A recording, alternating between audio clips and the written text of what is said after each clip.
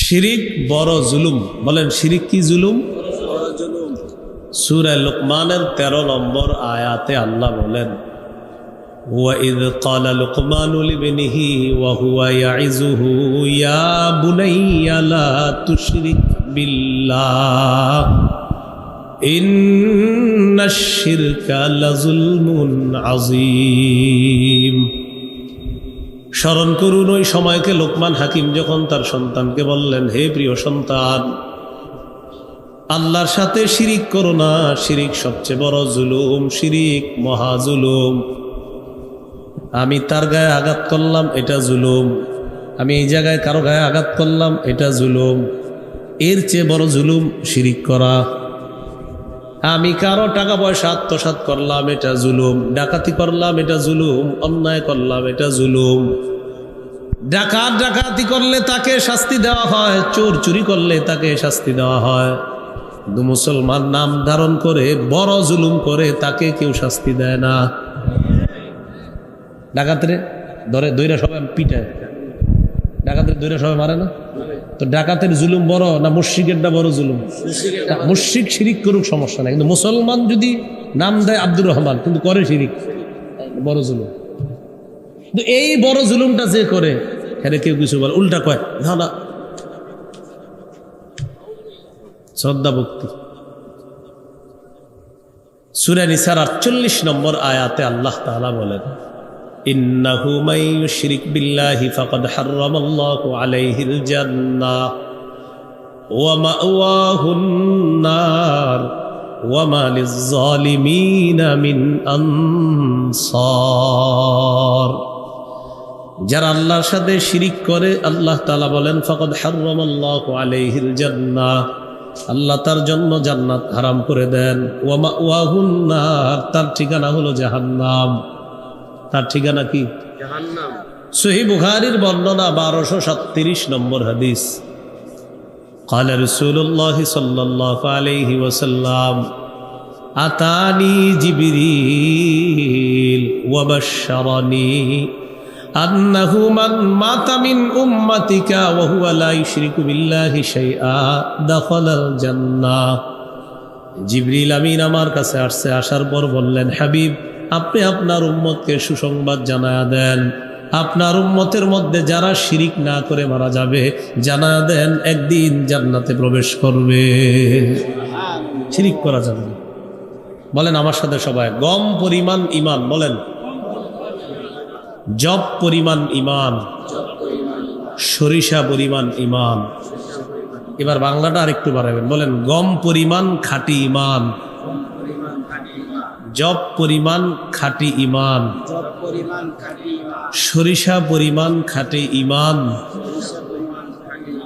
যদি কারো অন্তরে থাকে, এই ব্যক্তি বিভিন্ন মেয়াদে জাহান্নামে সাজা ভোগ করলেও কম বেশি সময় অথবা লম্বা সময় জাহান্নামে সাজা ভোগ করার পরেও সরিষা পরিমাণ খাঁটি ইমানের কারণে একদিন জান্নাতে প্রবেশ করবে। কোথায় প্রবেশ করবে? জান্নাতে। সহিহ বুখারীর 44 নম্বর হাদিস। قال رسول الله صلى الله عليه وسلم يخرج من النار من قال لا إله إلا الله وفي قلبه وزن شعيرة من خير ويخرج من النار من قال لا إله إلا الله وفي قلبه وزن برة من خير ويخرج من النار من قال لا إله إلا الله وفي قلبه وزن ذرة من خير। নবী বলেন কারো অন্তরের মধ্যে যদি গম পরিমাণ ইমান থাকে, জব পরিমাণ ইমান থাকে, সরিষার দানা পরিমাণ ইমান থাকে, এই ব্যক্তি যদি ইমান নিয়ে দুনিয়া থেকে বিদায় নেয়, লম্বা কম বেশি সময় জাহান্নামে যদি সাজা ভোগ করাও লাগে, বিভিন্ন অপরাধের কারণে জাহান্নামে যদি সাজা ভোগ করেও খাঁটি ঈমান থাকার কারণে আল্লাহ নবী বলেন ইয়াখরুজু, একদিন সে জাহান্নাম থেকে বের হয়ে জান্নাতের মেহমান হয়ে যাবে। শিরিক করা যাবে না। কি করা যাবে না? তাহলে পূর্ণাঙ্গ শরীয়তের মধ্যে অনেকে আমরা এমন এমন কাজ করি যেটা শিরিক হয়ে যায়, এটা করা যাবে না। আল্লাহ আমাদেরকে হেফাজত করে। সহিহ বুখারীর বর্ণনা 6861 নম্বর হাদিস। عن عبد الله بن مسعود رضي الله تعالى عنه قال قال رجل يا رسول الله أي الذنب أكبر عند الله قال أن تدعو لله ندا وهو خلقك। এক ব্যক্তি আল্লাহ নবীর প্রশ্ন করলেন, ইয়া রাসূলুল্লাহ, আল্লাহর কাছে সবচাইতে কোন অপরাধটি সবচাইতে বড়? নবীজি জবাব দিলেন, তুমি আল্লাহর সাথে অন্য কাউকে ডাকা, আল্লাহর সমকক্ষ অন্য কাউকে ডাকা, অথচ আল্লাহ তোমাকে সৃষ্টি করলেন।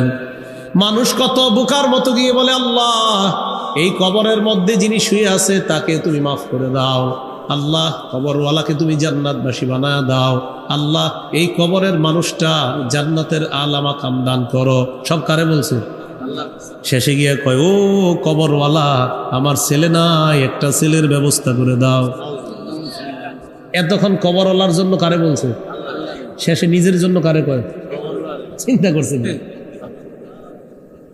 মানে কাজটা কিন্তু ঠিক ছিল এতক্ষণ। আল্লাহ মাফ করেন, আল্লাহ জান্নাত দেন, আল্লাহ উঁচা মাকাম দেন, আল্লাহ আমার উস্তাদ ছিলেন, তিনি আমার পীর ছিলেন, আমার শায়েখ ছিলেন, আল্লাহ তার মাকাম আরো বাড়ায় দেন, সব কিছু আল্লাহরে বলছে। শেষে গিয়া কয়, বাবা আমার স্ত্রীর 10 বছর সন্তান হয় না, এটা সন্তানের ব্যবস্থা করে দেন। কি হয়ে গেল বিষয়টা? এই তো এটাই শিরিক হয়ে গেল। আল্লাহ আমাদেরকে হেফাজত করেন। অথচ আল্লাহ তাআলা সূরা শুরার 49-50 নম্বর আয়াতে বলেন, লিল্লাহি মুলকুস সামাওয়াতি ওয়াল আরদ, আসমান জমিনের রাজত্ব আল্লাহর। ইয়াখলুকু মা ইয়াশা, আল্লাহ যা চান তা সৃষ্টি করেন। ইয়াহাবু লিমান ইয়াশাউ ইনাসা, আল্লাহ যাকে চান তাকে কন্যা সন্তান দান করেন।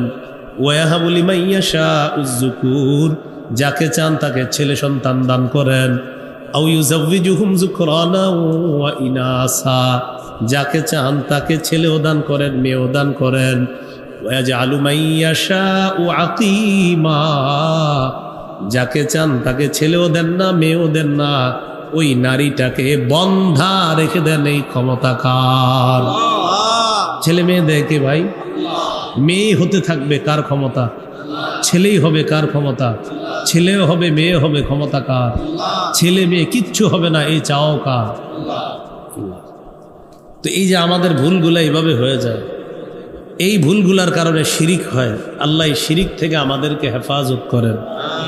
তো নবীজির প্রশ্ন করলেন, সবচেয়ে বড় পাপ কোনটি?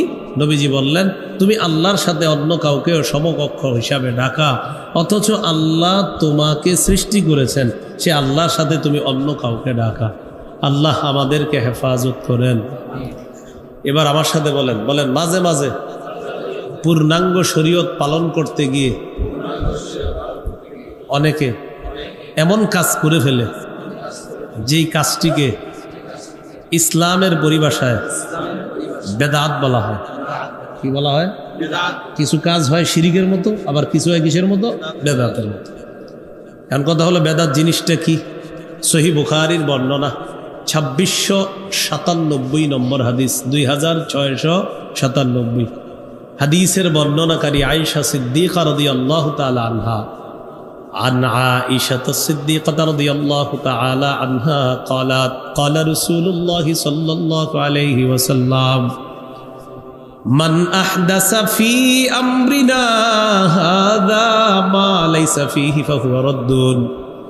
নবীজি বলেন, আমাদের এই পূর্ণাঙ্গ শরীয়তের মধ্যে কেউ যদি ইবাদতের নামে নতুন কোনো কিছু আবিষ্কার করে, এটা হলো বেদাত। আমাদের এই পূর্ণাঙ্গ শরীয়তের মধ্যে ইবাদতের নামে সওয়াবের আশায় যদি কেউ নতুন কোনো কিছু আবিষ্কার করে, এটার নাম হবে বেদাত। বেদাত প্রত্যাখ্যান করা হবে, বেদাত পরিত্যাজ্য, বেদাত পরিত্যাজ্য, বেদাত প্রত্যাখ্যান করা হবে।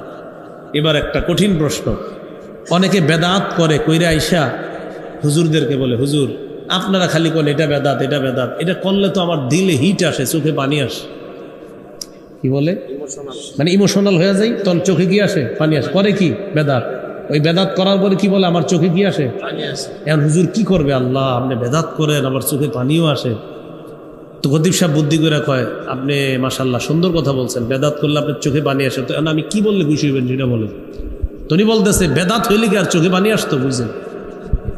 খতিব সাহেব এবার বুদ্ধি করে কয়, অনেক মানুষ আইসা কয় নাটক সিনেমা দেখলে এদেরও চোখে পানি আসে।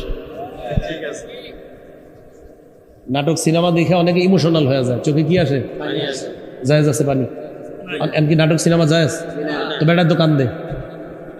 একজনে নাটক সিনেমা দেখে কান্দেছে, আইসা বলছে ভাই আমার চোখের পানি আসে নাটক সিনেমা দেখলে, তো চোখে তো পানি আসছে, তো এখন কি আপনি ফতুয়া দিয়ে দিবেন জায়েজ? বোঝা গেল নাটক সিনেমা দেখা চোখে পানি আসলো, ওই নাটক সিনেমা হারাম। বেদাতগিরি কইরা চোখে পানি আসলো, বেদাত হারাম। বেদাত কি হারাম, বেদাতের কোনো ঠিকানা এটা ইসলামের মধ্যে নাই।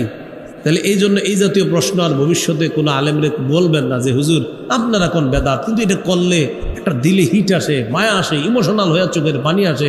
পাশে দিয়ে একজন এসে বলবে ভাই আমি ওই সিনেমাটা দেখলো, আমার ইমোশনাল হয়ে একটা হিট এসে চোখে পানি এসে যায়, টেনশনে পড়ে যাবেন বিষয়টা। এই জন্য সিনেমাও হারাম, নাটকও হারাম, বেদাতও হারাম। সিনেমা নাটকের স্থান যেমন ইসলামে নাই, বেদাতের স্থানও ইসলামে নাই। বুঝে শুনে ঠিক বলছেন তো? আল্লাহ বুঝার তৌফিক দান আমিন।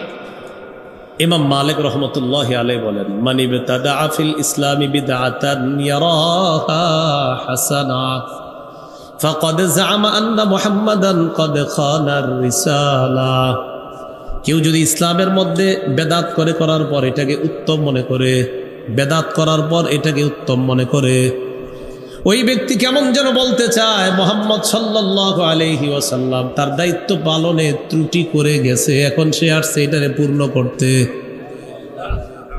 নবীজি পূর্ণাঙ্গ শরীয়ত রেখে, তো একজনে আইসা বেদাত করে।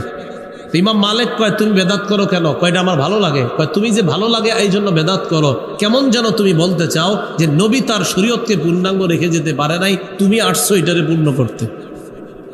বলেন আমাদের নবীর শরীয়ত পূর্ণাঙ্গ না অপূর্ণাঙ্গ? পূর্ণাঙ্গ। আল্লাহ আমাদেরকে পূর্ণাঙ্গ শরীয়ত পূর্ণভাবে আমল করার তৌফিক দান করুন আমিন। আবহতা বেদাতি ব্যক্তি বেদাত নামক গুনাহটা না ছাড়া পর্যন্ত তার তাওবা আল্লাহ কবুল করেন না। সুনানে দারিমি হাদিসের কিতাব 94 নম্বর হাদিস, قال رسول الله صلى الله عليه وسلم إن الله حجب التوبة عن كل صاحب بدعة حتى يدع بدعته। আল্লাহ নবী বলেন আল্লাহ তাআলা ততক্ষণ পর্যন্ত বেদাতির তওবা কবুল করেন না, ততক্ষণ পর্যন্ত বেদাতির তওবার দরজা আল্লাহ বন্ধ করে রাখেন, যতক্ষণ পর্যন্ত বেদাতি ব্যক্তি তার বেদাত নামক কর্মকাণ্ড না ছাড়ে। বেদাতি ব্যক্তি যদি বলে আস্তাগফিরুল্লাহ আস্তাগফিরুল্লাহ, মাবুদ তওবা করলাম, নবীজি বলেন তুমি বেদাত না ছাড়া পর্যন্ত তোমার তওবার দরজাই তো বন্ধ, তওবা করলেও তো লাভ নাই, আগে বেদাত ছাড়ো তারপর তওবা করো। কি শিখলাম ভাই? বেদাতি ব্যক্তি বেদাত না ছাড়া পর্যন্ত তওবা কবুল হবে না। 2 নাম্বার ভয়াবহতা, বলেন আমার সাথে, বেদাতি ব্যক্তির হাউজে কাউসার থেকে বঞ্চিত হবে। হাউজে কাউসার সবাই পান করতে চাই না? আপনাদের সবার সাথে একসাথে পান করতে চাই ইনশাআল্লাহ। তাই হাত তুলেই বলেন বেদাতি ব্যক্তি কি থেকে বঞ্চিত? হাউজে কাউসার পানি পান করা থেকে। আল্লাহ যেন আমাদেরকে বঞ্চিত না করেন আমিন। সহিহ বুখারীর বর্ণনা 6583 নম্বর হাদিস, 6584, এই 2 হাদিস মিলিয়ে একটি হাদিস বলি শুনেন। قال رسول الله صلى الله عليه وسلم انا فرطكم على الحوض। আল্লাহ নবী বলেন কিয়ামতের ময়দানে আমি আগে আগে হাউজে কাউসারের পারে চলে যাব তোমাদেরকে পানি পান করানোর জন্য। মান মাররা আলাইয়া শারিবা ওয়া মান শারিবা লাম ইয়াজমা আবাদা। যে ব্যক্তি আমার সামনে দিয়ে অতিক্রম করবে ওই ব্যক্তি কাউসারের পানি পান করবে। একবার আমার উম্মত যদি কাউসারের পানি পান করে সে আর কখনো পিপাসার্ত হবে না। নবী বলেন সুম্মা লা ইয়ারিদান্না আলাইয়া আকওয়াম আ'রিফুহুম ওয়া ইয়ারিফুনানি। এরপর আমার সামনে একদল মানুষ আসবে যাদেরকে আমি চিনব, তারাও আমাকে চিনবে। আমার উম্মত আমি চিনব, তারাও আমাকে চিনবে, আমি তাদের নবী। তো নিয়ম অনুযায়ী উম্মতকে কাউসারের পানি পান করাবো। যেই মাত্র আমার সামনে আসবে পানি পান করাবো, ইউহালু বাইনি ওয়া বাইনাহুম, হঠাৎ দেখবো আমার মাঝে আর তাদের মাঝে মাঝখানে একটা প্রতিবন্ধকতা সৃষ্টি করা হয়েছে, একটা আড়াল দেওয়া হয়েছে।